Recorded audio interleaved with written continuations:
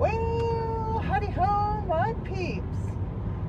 Grant and I are heading out of Fresno, going to a little town called Shafter, where I am going to stuff 1,000 100-pound potato sacks into my car.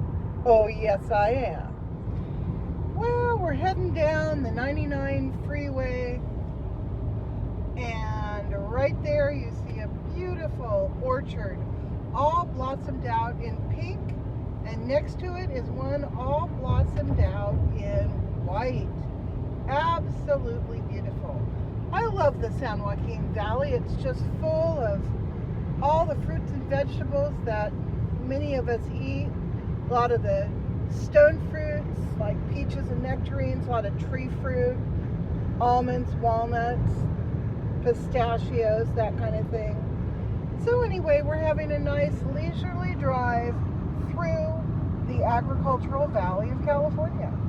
Look, burlap bags. They're all in my trunk and in the back seat of this car. These burlap bags aren't the ones I thought I was getting. I'll show these to you when we get home, but these have a funky little potato on them. It's cute, but the ones I thought I was getting were they had a big buckhorn, a big deer head on them, so cool, and they said buckhorn. Well, supposedly those have all been sold. However, the people never came to pick them up. He says it's been a month, and so if they don't show, then he said that I could, I could buy some of those as well. So, oh man, I don't know. Something just told me buy the burlap sacks. It's going to be a good investment in the long run. So I did. And we'll see if I was right or if I was just nuts. And I'm sorry I didn't get any video from the place, but the guy started talking, and it's a packing house. They've gone out of business. It's been in their family for generations. I could tell the guy was bummed. He's been there with his crew, dismantling equipment, selling it off, and then he has to sell the property as well. So, he's going through what I had to go through a few years ago, liquidating the family business. It's a very hard and emotional thing. So I didn't want to capture any of that on film. Very cool guy, nice guy. So anyhow, now we're heading home. We're fighting over which route to take. Grant wants to take the 99, which is the main highway where you can drive real fast. The one that we took when we came down here, but I want to take the scenic route. So we're still having a power struggle about that. And we were going to have a power struggle about food, but I said, listen, we've got a Del Taco on one side, we've got a Sonic on the other. I'm going to get Del Taco, you're going to get Sonic, and we'll both be happy. So in order to make him feel better, I'm paying for gas. Well, Grant and I got off the main highway. I wasn't gonna go off the Grant. Grant just grabbed my steering wheel like he thought I was gonna go off the road. I was not. He's been doing my thinking for me all day. It's making me angry. But we decided to go off the main highway so we could see this area a little bit more up close and personal. Blossoms everywhere, to the right of us, to the left of us, ahead of us, and behind us. And I think they're just so beautiful. There's a new orchard right there, relatively new. And, whoa, it would help if you got over on your own side of the road, dude. Okay. Yeah. Now, out here to my right, our right, you see the desert. This is what the Central Valley of California used to look like before it had water. And there's a lot of areas in Tulare County, which is what we're driving through now, that don't have water for crops. So the fields are lying fallow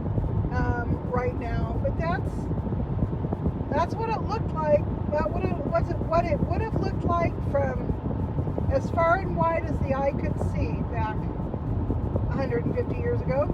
Okay, Grant and I are taking a little side jaunt through a place called Allensworth. Allensworth was a little town. It's now a state park where a lot of there was like a black community here, right? It was a black community. I don't know why all these families ended up in Allensworth, but I have a friend who, as a young girl, lived here, and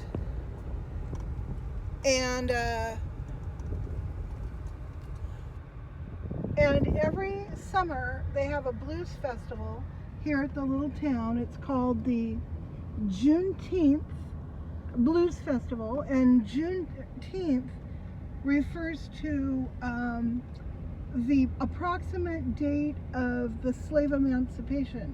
So so here at this state park they have that little celebration. So I've never been to a Juneteenth celebration, but it's a pretty big deal. They've got, bands and food and, all the regular trappings of a festival. So we decided we'd take a little drive through. Which way do you want to go? Want to go back the way we came, or? Well, I don't know. Yeah, let's go back the way we came. Yeah.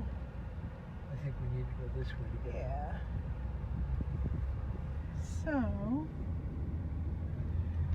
well, and I bet a lot of the San Joaquin Valley looked like this back in the day, just dotted with little houses or businesses here and there on the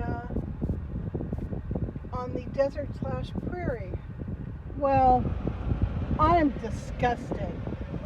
This wonderful place, Bravo Farms, that had the most interesting little funky store and old-fashioned. Everything was all funky and neato.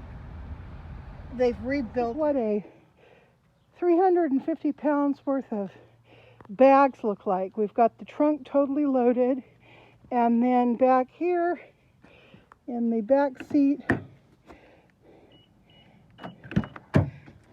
totally loaded. Whole thing just packed with 400 pounds of burlap bags. So Grant's going to put them in the closet bunker just in case we have a atomic bomb go off. They'll be safe. Oh, Lord have mercy. I'm not having buyer's remorse, though. I think these are going to end up having been a very smart buy. Okay, so here is a look at one of my burlap bags. This has been washed in hot water, a little bit of detergent, dried in the dryer. This is what the front looks like. Hang on a sec. Hold on. You're going to see weird stuff for a second. Okay, so anyway, here it is. It says Handel's Pride. It has this super funky potato thing on it that just cracks me up. U.S. California potatoes, and then who packed it? The Handel and Sons company that is going out of business or has gone out of business packed it. Now this is what they look like, fresh, never having been used. And you can see, let me flip it over again. It's actually, it had some pretty good shrinkage. I'd say about 10%, maybe 20, maybe 10 to 15% shrinkage, which is good. Because what happens when it shrinks is that this really loose weave, if you don't want it that loose, you can certainly use it that loose for a lot of projects, but what happens is it tightens up and becomes much softer. So here's my side by side. This is, flat. It almost looks like it's been ironed, and this is nice and soft. So anyway, I'm sure some of these I won't do a darn thing to, and others I will definitely try to shrink. I'm going to give these this bag another dunk in super hot water and see what happens to it. Um, so anyhow, yep, 1,000 of these are going into my bunker closet. And I have all sorts of ideas. I'll probably just be sleeping on my 1,000 burlap sacks when I'm an old lady trying to hold on to my piece of property here with no money and growing my food out there in the yard. So I don't know. We'll see what happens.